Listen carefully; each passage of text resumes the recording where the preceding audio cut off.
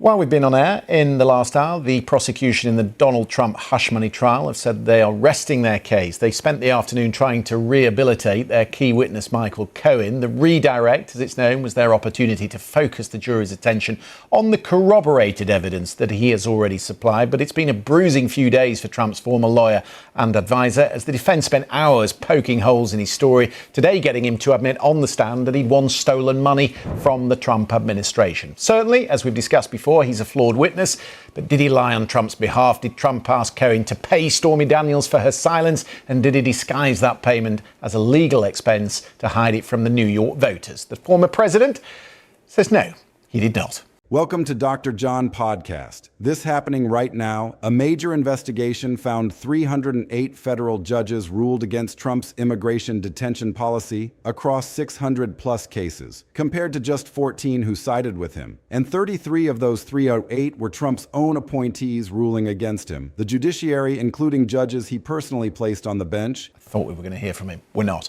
We're going to speak instead to David Skalansky, Professor of Law at Stanford Law School. David, nice to see you. Thank you for coming on. I suppose the question now, as the prosecution rests, is whether we're going to hear from Donald Trump. Will he give evidence in his own defense? No, he won't. His lawyers have indicated that they will be calling Robert Costello, who is now on the stand, who's a lawyer who served as an intermediary between the Trump camp, is overwhelmingly not holding the line for him. Then a follow-up investigation made it even more stark. 373 judges had rejected the administration's effort to require detention without bond for nearly everyone crossing the border. Just 28 had backed it. 44 Trump-appointed judges ruling against the policy, only 20 in favor. The investigation specifically stressed that this showed the limits of Trump's. Also indicated that they may call a former commissioner of the Federal Election Commission, but they've given no sign that they're thinking of calling their client to the stand, and it would be suicidal for Trump to testify in his own defense, and his lawyers know that. The attempts this afternoon by the prosecution were to patch up any doubts the jury might have about Michael Cohen and the evidence that he's given. How difficult was that after 3 days of Michael Cohen answering questions from the defense? Well, he's obviously a witness with a checkered past. Everybody knew that. The prosecutors knew it. The defense attorney. Control over judges he picked himself. 373 federal judges, including 44 of Trump's own nominees, ruling against the same immigration detention policy in a pattern so consistent and so geographically broad that it was described as a judicial revolt. And alongside those numbers, federal judges are openly rebuking ICE for defying court orders. They are describing systematic legal and constitutional abuses by the Trump administration in deportation cases. They are accusing the government of ignoring their rulings. Major news outlets reported a growing number of judges from both parties labeling Trump a rogue president. Other outlets describe judges infusing their anti-Trump rulings with moral indignation. And international news agencies reported that judges and legal groups worldwide now cite the United States as an example of political intimidation of judges, with Trump's attacks contributing to what an international coalition called a plummeting, standing for the American justice system. This is wild. The framing captures the spirit of the real story, a judiciary uniting across party lines and across jurisdictions in documented opposition to the administration's most aggressive legal claims. And we are going to walk through every single piece of the verified documented record today. Stay with me. Now, let me give you the full context you need to understand why the 308 to 14 ratio and the 44 Trump appointee defections on the detention without bond policy are so specifically significant beyond their immediate numerical drama. In normal judicial challenges to executive policy, even controversial policy, the pattern of rulings across the federal court system tends to reflect the ideological distribution of the judiciary. Judges appointed by Democratic presidents rule against Republican administration policies more often. Judges appointed by Republican presidents rule in favor. That produces a mixed record that the administration can characterize as reflecting judicial ideology rather than legal merit. But the 308 to 14 ratio, and particularly the 44 Trump appointee defections, describe a pattern that cannot be explained through that normal ideological lens. When 44 judges that Trump personally appointed appointed, judges who were vetted by his administration for ideological alignment with his legal philosophy, rule against his immigration detention policy. The explanation is not judicial activism or political opposition from the bench. It is a legal merit assessment that the policy exceeds the statutory and constitutional limits that apply to executive immigration authority, an assessment so broadly shared across the ideological spectrum of the federal judiciary that even the judges most aligned with the administration's general judicial philosophy concluded that this specific policy was legally insufficient. That broad bipartisan consensus across more than 300 judges, including dozens of Trump's own appointees, is the judicial institution's most authoritative available assessment of the administration's immigration detention legal theory, and its assessment is that the theory does not hold up. And the geographic breadth of the judicial opposition is the specific feature of the pattern that makes it most consequential for the overall accountability picture. When a policy is blocked by a single federal judge in a single district, the administration can characterize the block as the decision of one jurisdiction, one judicial personality, one regional legal culture, and pursue its agenda in other jurisdictions where judges might be more favorable. When 373 federal judges across the country, in red states and blue states, in conservative circuits and liberal circuits, all reach the same conclusion about the same policy, the geographic characterization strategy becomes legally untenable. There is no jurisdiction where the administration can find a favorable forum when the unfavorable ruling reflects the collective judgment of virtually every federal judge who has examined the question. The pattern is not regional opposition. It is a national judicial consensus, and a national judicial consensus against an executive policy is the clearest available signal that the policy exceeds the legal limits that the Constitution and federal statutes impose on executive authority. Let me really dig into the full picture of what the judicial revolt means. There are three distinct dimensions that each deserve careful treatment. The first dimension is the immigration detention numbers themselves. What the 308-14 and 373-28 ratios reflect about the legal merits of the administration's detention policy, and why 44 Trump appointees ruling against the policy is such a specific and significant indicator of the policy's legal weakness. The policy at issue, requiring detention without bond for nearly everyone crossing the border, rests on a specific legal theory about the scope of executive immigration detention authority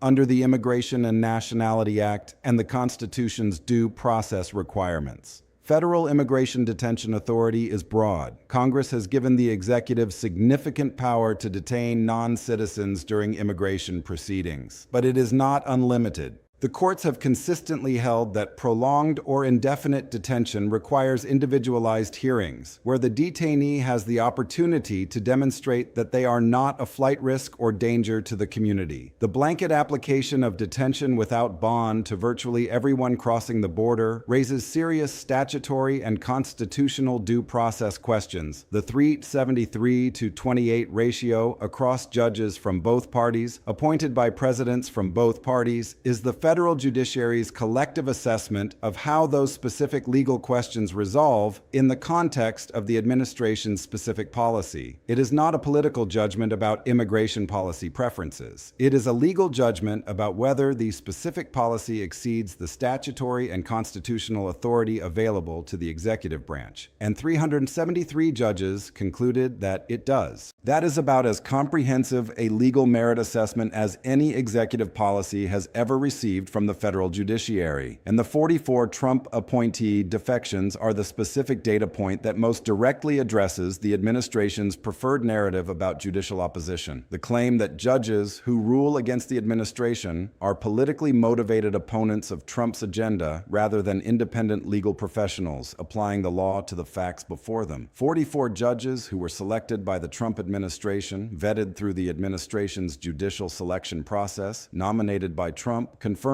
with Republican Senate support, concluding that this specific immigration detention policy exceeds the legal authority the administration claims. That is the most powerful available rebuttal to the politically motivated opposition narrative. These are not judges with an ideological axe to grind against Trump's immigration policy. They are judges who were specifically selected for their alignment with the administration's general judicial philosophy and who concluded that this specific policy is legally indefensible dismissal regardless of their general sympathy for the administration's immigration enforcement goals. Their defection from the administration's position is the judicial institution's clearest available signal that the legal theory underlying the policy is insufficient, even by the standards of judges most likely to be sympathetic to it. The second dimension is the ICE defiance pattern, the documented pattern of ICE ignoring or slow-rolling court orders, and the unusually harsh judicial language describing systematic legal and constitutional abuses adds a dimension to the immigration accountability picture that goes beyond the legal merits of specific policies into the territory of executive branch defiance of binding judicial authority. The immigration context adds a specific and documented scale to that pattern, ICE defying court orders across multiple jurisdictions in ways that judges from across the ideological spectrum are independently characterizing in the most serious available language. Systematic legal and constitutional abuses, wrote one judge. Persistent defiance of the court, wrote another. That language appearing in judicial opinions from judges of both parties is the judicial institution's formal characterization of the administration's relationship to its authority. Not as policy disagreement that produces adverse rulings, but as deliberate defiance of binding judicial orders that crosses into contempt of the constitutional order itself, and the moral indignation documented in judicial rulings, judges writing opinions that go beyond dry legal analysis to express dismay and outrage at the administration's conduct, is the emotional register of a judiciary that has concluded that what it is observing is not merely legally incorrect, but constitutionally dangerous.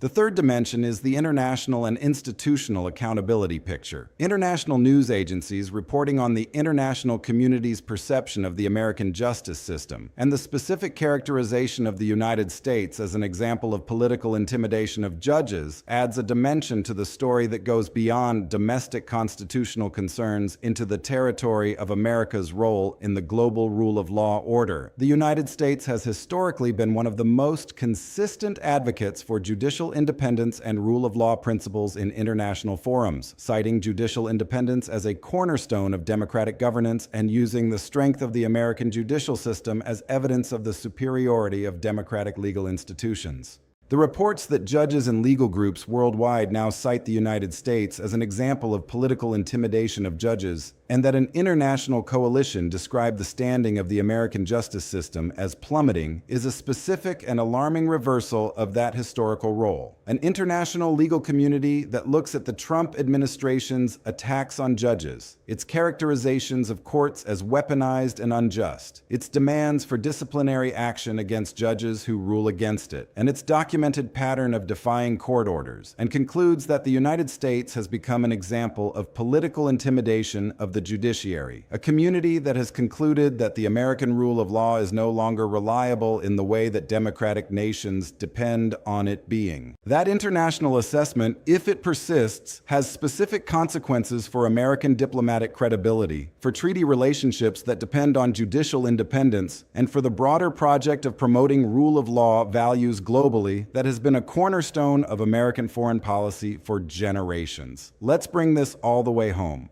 4 clear and concrete points, because I want you to leave this video with a genuinely complete understanding of what the 300+ judge revolt means, why the Trump appointee defections are so specifically significant, and what we need to watch as the judicial accountability picture continues to develop. Point 1. The 373-28 ratio on the immigration detention policy is the most comprehensive judicial merit assessment of any Trump administration policy, and the 44 Trump appointee defections are the most powerful available evidence that the assessment reflects legal merit rather than political opposition, because judges selected for their ideological alignment with the administration concluded that this specific policy exceeds the legal authority the administration claims. In normal judicial opposition to executive policy, even numerically overwhelming opposition, the administration can maintain that the adverse rulings reflect the ideological preferences of judges appointed by opposing party presidents rather than the legal merits of the specific policy. 44 Trump appointee defections specifically and directly defeat that narrative. Because these judges were selected through the administration's own judicial vetting process, and their conclusion that the detention without bond policy is legally insufficient is the most credible available evidence that the policy's legal foundation is genuinely inadequate, rather than merely unpopular with politically opposed judges. Point 2. The ICE defiance documentation, the systematic legal and constitutional abuses characterization, and the moral indignation language in judicial opinions describe a judicial institution that has concluded it is dealing not with policy disagreement that requires legal correction, but with executive defiance of constitutional authority that requires the most serious, available judicial response. Federal judges are trained to write in the dispassionate, analytical language of legal reasoning to describe legal conclusions without emotional coloring that could suggest personal animus or political motivation.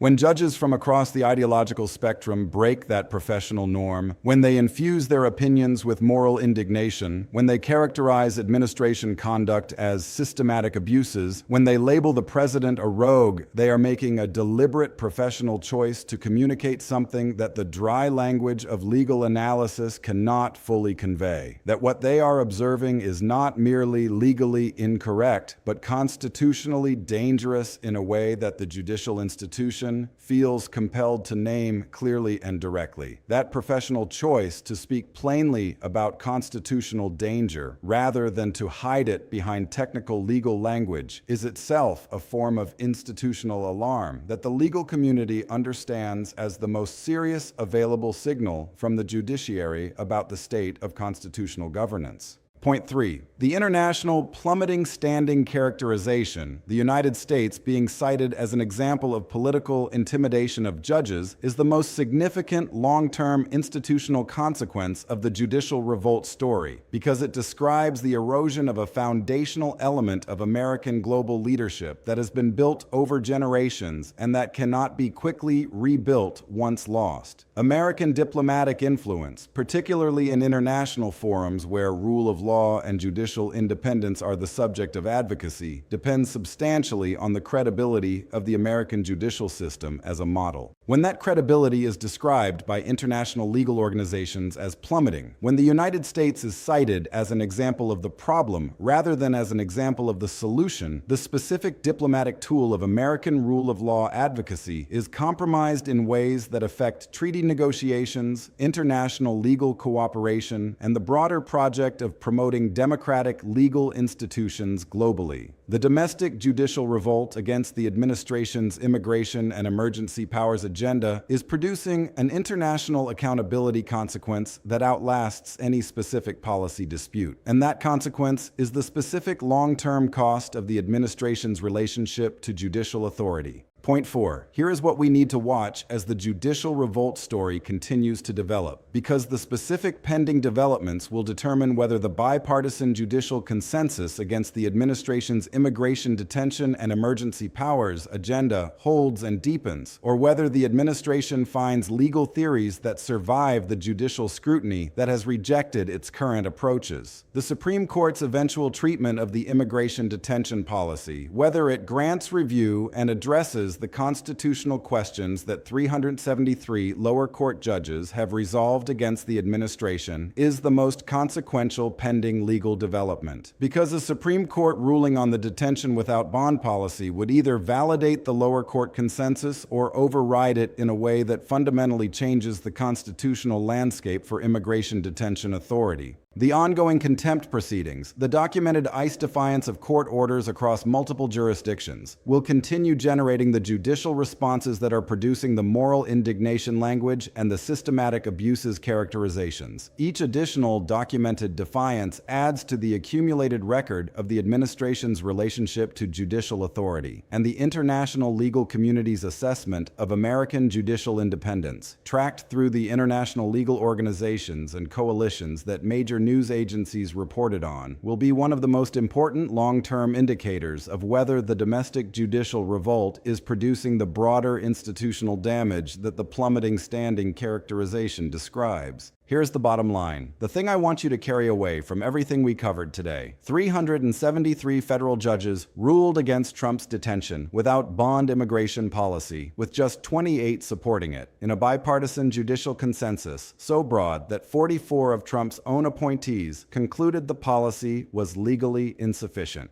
308 judges ruled against his mass immigration detention policy in more than 600 cases, compared to 14 in favor. Federal judges across the country are openly rebuking ICE for defying court orders, describing systematic legal and constitutional abuses, and characterizing the administration's approach as a breakdown in respect for the courts. Judges from both parties are labeling Trump a rogue president in official judicial opinions. Major outlets documented moral indignation infusing anti-Trump rulings. And international news agencies reported that the international legal community now cites the United States as an example of political intimidation of judges, with American rule of law standing described as plummeting. The framing is accurate, not in the sense of a single dramatic moment that formally ends the administration's authority, but in the documented sense of a judicial institution that has overwhelmingly concluded, across party lines, across jurisdictions, across 373 separate